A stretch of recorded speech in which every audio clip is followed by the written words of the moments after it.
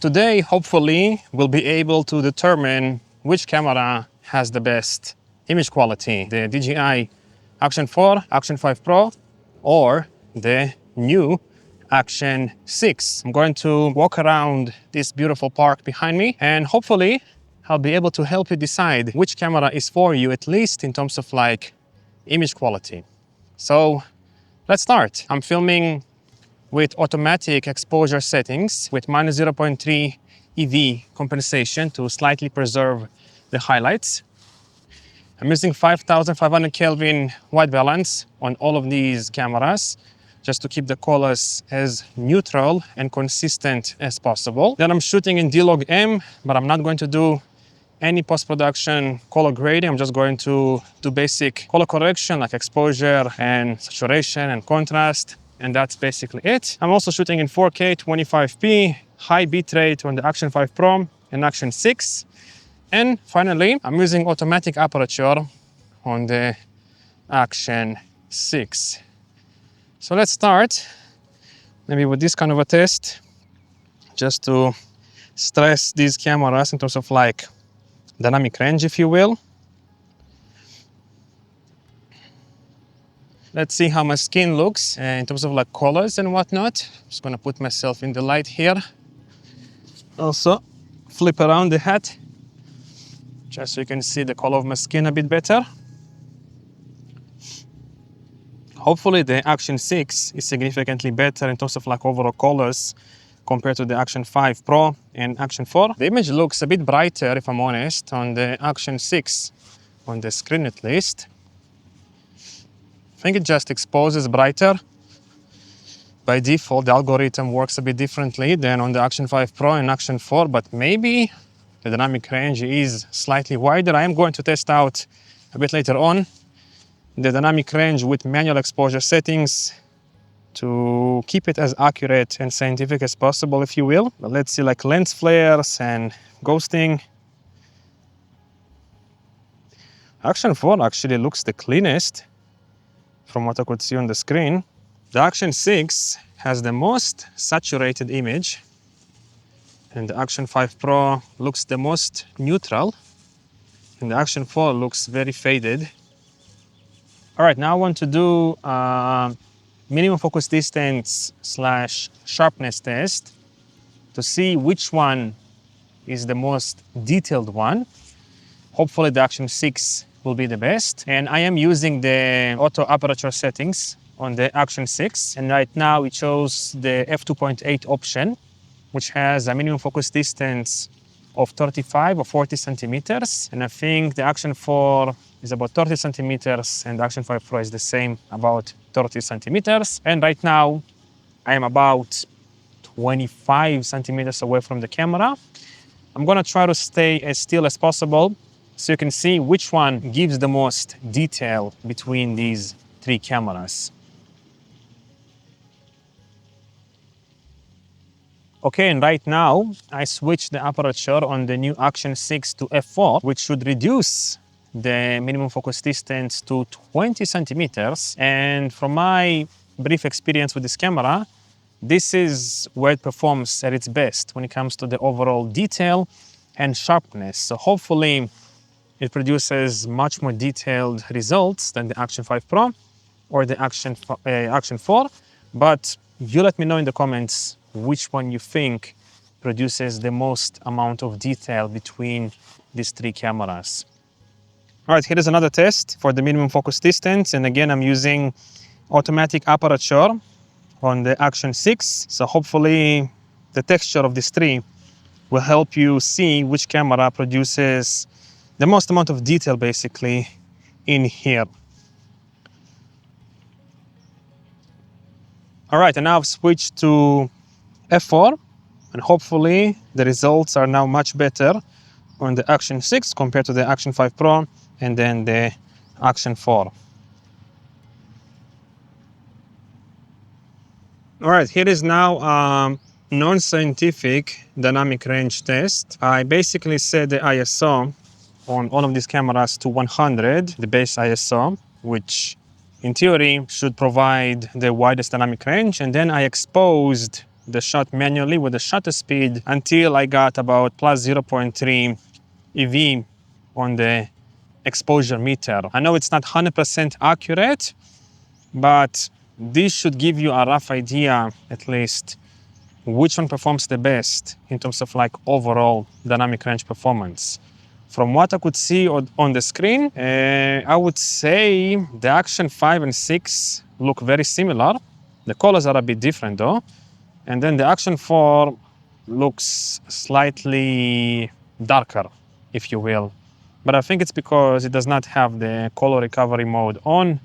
I mean, it's not really available on the camera. Here is another example. Again, I used ISO 100 and then I adjusted the exposure manually with the shutter speed. So hopefully you can see which one performs the best in terms of like dynamic range. Also, look at the shadows. If you can notice any chromatic noise, chromatic artifacts, if you will, and also some mushiness, like softness.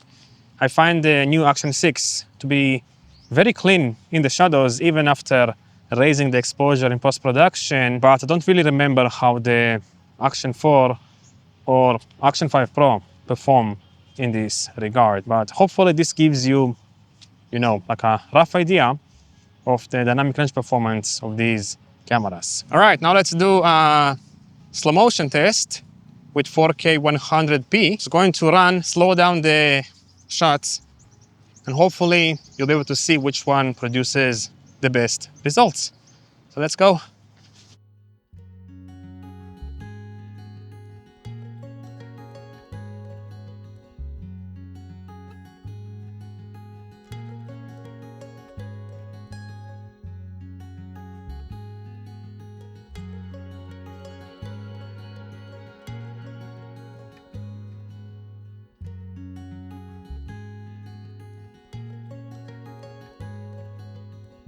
All right, now let's do a ISO test to basically emulate a low light scenario. So I've set the ISO on all of these cameras to 3200, and then I manually exposed myself with a shutter, and hopefully you can see which one performs the best in terms of like overall noise, if you will. Although it's not the most fair comparison, but it should give you again a rough idea on how these cameras will perform in low light conditions. All right, and now switch to ISO 6400. I try to expose all of these cameras roughly the same. Of course, it's not going to be 100% accurate because I'm just using the display to judge exposure, and it's not really, the most accurate way to do it, but it's the best I can do.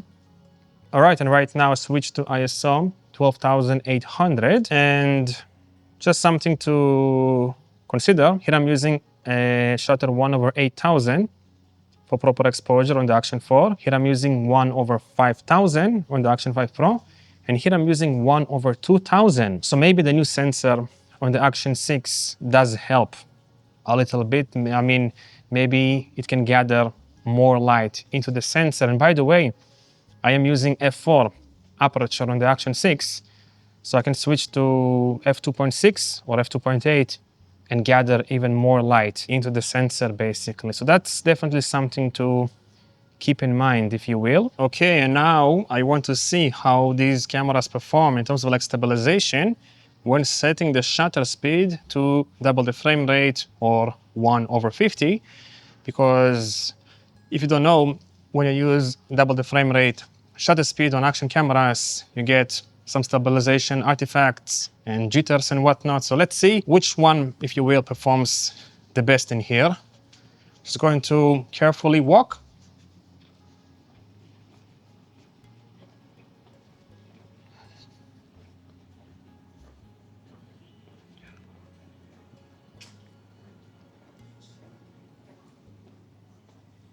I'm sorry, by the way, if the image is a bit too bright. I'm not using any ND filters because I don't have ones for the Action 6. Let me run a little bit just to stress the cameras. All right, now here is the same test, but with Rocksteady Plus stabilization mode. Maybe it will help a little bit.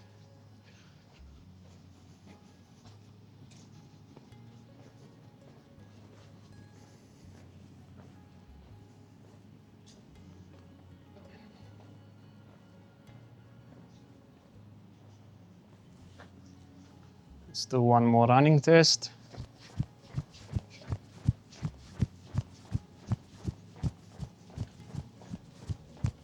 Alright, I just finished reviewing the shots and now I want to share with you my overall thoughts when it comes to the image quality differences between the Action 4, 5 Pro and 6. Let's start with dynamic range. When using automatic exposure, I think the Action 6 performs the best because it produces the brightest image and it looks, to my eyes at least, the most pleasing. It doesn't necessarily mean that it has a wider dynamic range performance than the Action 5 Pro or 4, it just means the algorithm by default exposes slightly brighter than the Action 5 Pro and the Action 4, and you can more or less achieve the same results by pushing the EV compensation to about plus 0.7, plus 1 on the 5 Pro and 4. Now, when it comes to manual exposure, I try to carefully analyze the shots, and I think the 5 Pro and 6 have a slightly wider dynamic range performance than the 4, but maybe I am mistaken. Again, these tests were not really scientific, but what I could definitely notice is that the shadows are much cleaner on the Action 6 and 5 Pro compared to the 4.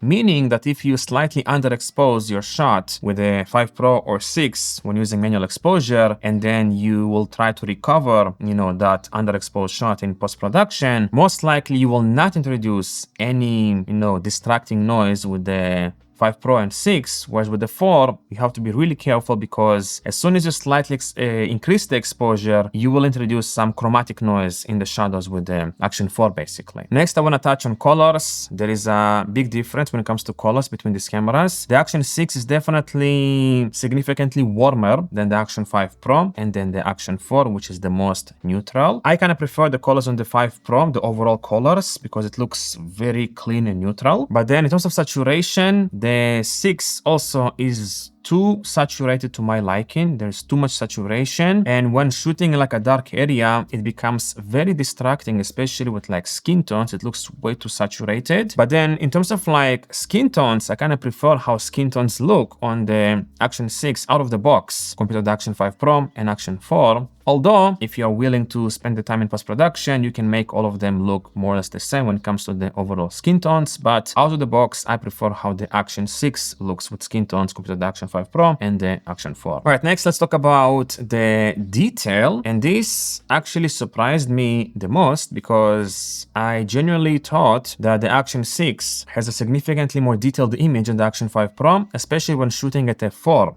But I think I'm wrong because from what I could see with the tests I've done, the Action 5 Pro is actually the sharpest compared to the Action 6 and also the Action 4. The Action 4 is the worst one. It is by far the softest and the mushiest, but from what I could see, the Action 5 Pro delivers the most detailed and sharp image compared to the other cameras. Maybe the algorithm for the noise reduction and texture adjustments is different between these cameras. I've set all of them to -1 and I did not add any sharpness in post-production, and maybe if I'm going to play around with this, I can achieve the same results on all of these cameras. But if I set them to the same settings pretty much, to my eyes, the Action 5 Pro looks the sharpest between all of these cameras. And next, I want to talk about low light performance. Not low light performance, but high ISO performance, if you will. And by far, the Action 4 looks the worst. Even at ISO 3200, you see a lot of noise, distracting noise, and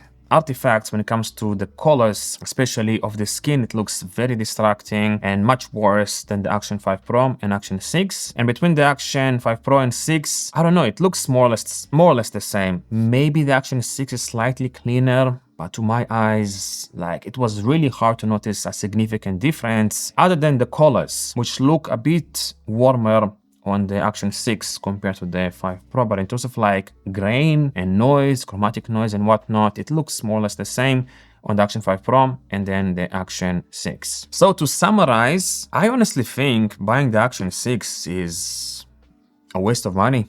Like, if you have the Action 5 Pro, I would definitely not upgrade to the Action 6 because now I saw that the detail is better on the Action 5 Pro, and then the colors are slightly different, but it's not that significant. And if you know your way when it comes to color grading, you can make the Action 5 Pro looks look pretty much the same as the Action 6. So the only upgrade you get with the Action 6 is the open gate, which I personally not use. I'm not going to use that. I don't really need this. And then you get the variable aperture, which may help in low light scenarios. Yes, maybe it will help a little bit compared to the Action 5 Pro, but I don't think it's worth spending the money, you know, buying a brand new cameras because of these minor incremental upgrades. So to my eye, the Action 5 Pro is the best value from all of these because there is a significant difference in terms of like colors and dynamic range, if you will, skin tones between the Action 5 Pro and the 4. The 4 is still great. It's not a bad camera. And if you can buy it for a cheap price, I would get the 4. But between these three, if you can just choose one camera, I would get the 5 Pro, especially if you can get it for a good deal. And I would definitely not buy the Action 6 unless maybe DJI is going to release some firmware updates and make it significantly better than the 5 Pro or the 4, basically. But you let me know down below what you think. Hopefully this video was helpful and informative when it comes to, you know, making a decision on which camera is the best when it comes to the overall image quality. So yeah, check out also my DJI LUTs down below and my DaVinci Resolve Power Grade if you want to increase the color grading performance of yours, if you will. And I guess I'll see you in the next video. Bye bye.